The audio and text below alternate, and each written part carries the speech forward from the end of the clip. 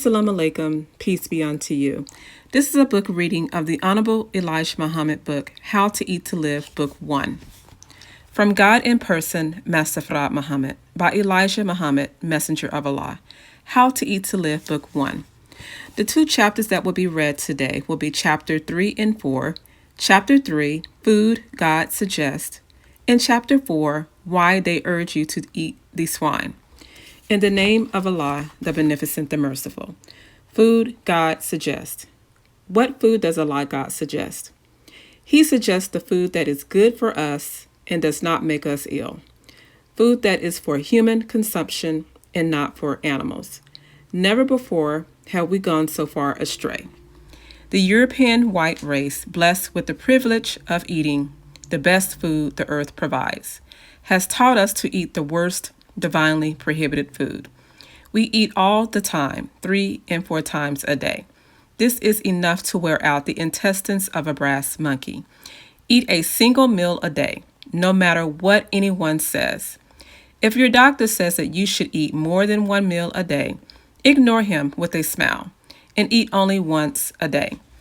If he tells you he eats 3 meals a day, tell him that his length of life is about the same as his patients.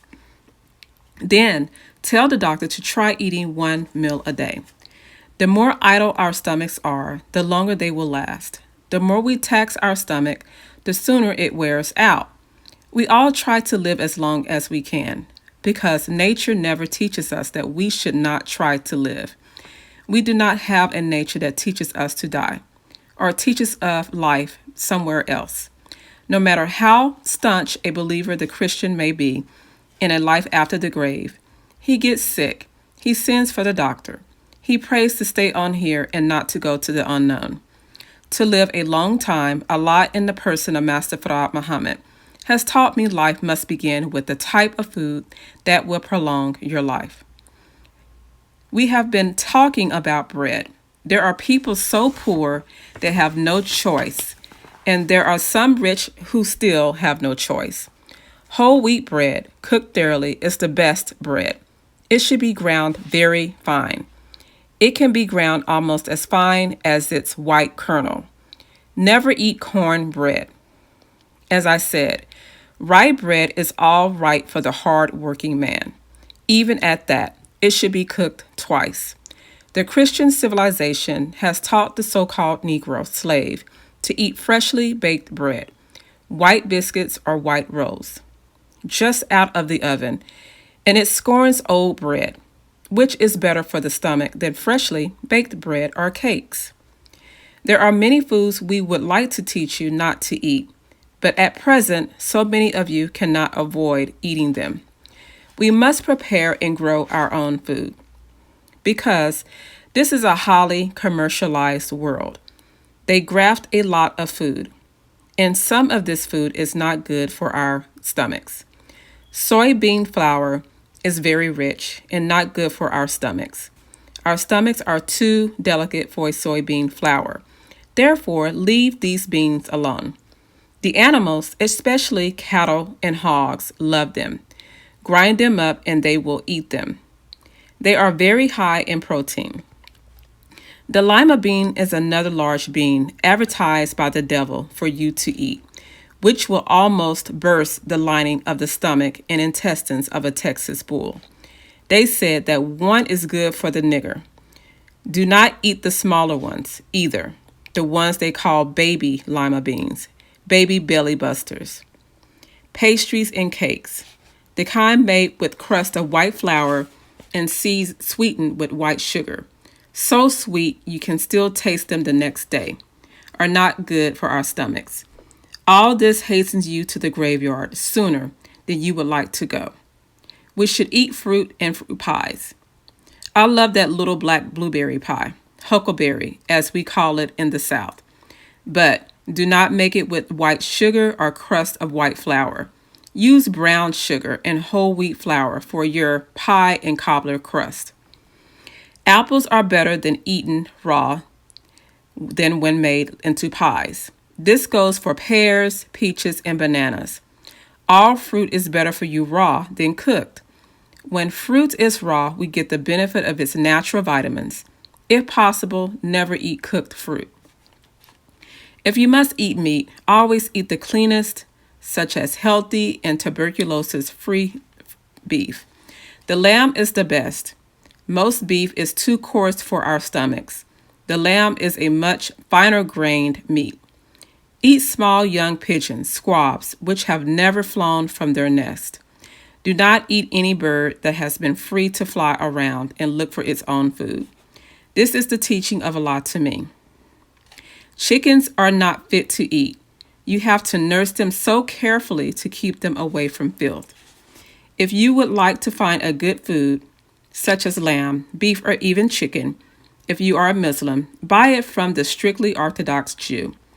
Be certain it is an Orthodox kosher market, because some Jews eat the pig. Orthodox Jews are excellent in protecting their health, even spiritually trying to do and eat like their prophet Moses, taught them through the divine teachings of Allah. If you respect yourselves as Muslims, the spiritual Orthodox Jew will respect you. Of course, no one will respect you unless you respect yourself. Do not eat ground meat unless you see it ground. Do not buy the Christians' ready prepared ground meats or any ready ground meat. Buy the quality meats that you like and have them ground by the Orthodox kosher butchers through their meat grinders, because they do not have the pig near their shops. They are like us. They hate divinely prohibited flesh. If you must eat rice, please brown it thoroughly in your oven or on top of your stove with a little butter or oil to keep it from sticking. Keep stirring it vigorously. Remember, eat only one meal once every 24 hours. Chapter 4. Why they urge you to eat the swine. The taking of the prohibited flesh of the swine as a food is beyond righteous imagination. It is difficult to understand why Christians eat such divinely prohibited flesh, while having a Bible and the law given to Moses against the swine flesh. Other prophets, down to Muhammad, preached against the eating of the swine. Christians are among the largest consumers of pork in America, and they deliver this rat throughout the world to other people. They are so fond of swine flesh that they sacrifice it in the church and then ask divine blessings upon it. They barbecue and cook it and hold a feast in their places of worship and eat this slow death poisonous animal, which God has forbidden, as though they had an option with God. No wonder Isaiah says that they stand behind one tree in the garden, eating swine flesh, the abomination, the mouse, and the broth of the swine in their vessels. And yet, they will tell all the Muslims and Orthodox Jews that they are holier than we, who don't dare even to touch the swine's carcass. Preachers and priests are working along with the enemy or adversary of God, teaching the people that it is all right to eat swine, their bellies stretched with the hog in them and saturated with the whiskey and wine. This is the type of religion under which you have been brought. Christianity and its preachers and priests. None of them have tried to prevent you from breaking this divine law by teaching you the consequences of an act. Allah taught me that this grafted animal was made for medical purposes, not for a food for the people, and that this animal destroys the beautiful appearance of its eaters. It takes away the shyness of those who eat this brazen flesh. Nature did not give the hog anything like shyness. Take a look at their immoral dress and actions, their worship of filthy songs and dances that an uncivilized animal or savage human being of the jungle cannot even imitate. Yet, average black people who want to be loved by their enemies, regardless of what God thinks of them, have gone to the extreme and trying to imitate the children of their slave masters in all of their wickedness, filthiness, and evil. The Arabic meaning of hog, or swine, according to the one Arab Muslim, is khanzir. Khan, he says, means I see. Zir means foul. This is the meaning of the English word swine, khanzir, or I see the animal foul, and very foul. is the best explanation that I have heard to cover the very nature and characteristics of this animal. He is the foulest animal. He lives off nothing but filth. The only way you can get him to live and eat better food is to keep him from getting to filth. He is so poisonous, 99.9%, that you can hardly poison him with other poison. You can even give him lye, something you think would cut up the intestines when eaten. Snakes can't poison hogs. They eat them and fatten. The bite of snakes doesn't harm them because they eat the biter. He is so poisonous and filthy that nature had to prepare him a sewer line, and you may find the opening on his forelegs. It is a little hole out of which oozes pus. This is the filth of his body that cannot be passed fast enough. His poison is that of a live nature in the form of a parasitic worm that is called trichina, commonly known as porkworm, which is found in the stomach and intestinal walls until it finally breeds and works itself into the muscles of the body of the eater. From there, the trichinae work themselves into the spinal cord and travel the spinal cord toward the brain, at which time there is no possible cure.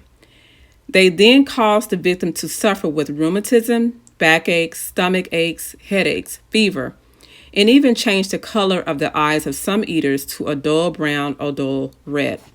They fill the eater with a drowsiness, laziness, slow thinking, slow moving, and the tendency to be easily irritated.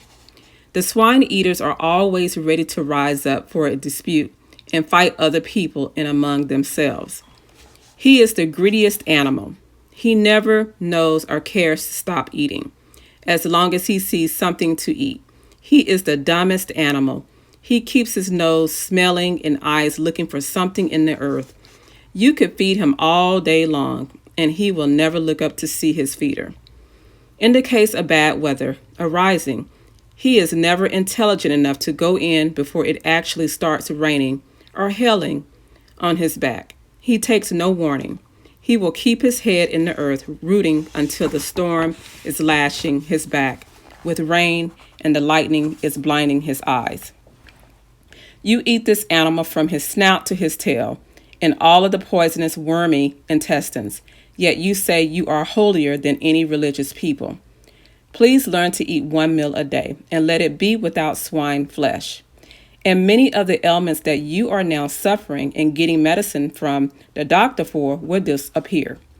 To you, diabetics, eat 1 meal a day and lay off that starch and sugar. They are only making you sick. Write and let me know that you have tried eating once a day, shunning sugar and starches. And before a week's time, your urine will be negative of sugar and acid negative. It is ignorant for you to suffer with this disease when it can easily be cured. Just stop eating that which is causing your trouble. Eat 1 meal a day. You will not starve and die. This concludes the reading of How to Eat to Live, Book 1, Chapters 3 and 4. Thank you so much for reading and listening with me. Like and subscribe to the channel. To order your books by the Honorable Elijah Muhammad, go to store.finalcall.com and also listen to the Final Call Radio to hear the inspirational lectures and teachings of the Most Honorable Minister Louis Farrakhan. Ramadan Mubarak, blessed Ramadan, Assalamu alaikum, peace be unto you, much love, inshallah, God willing, till next time. Peace.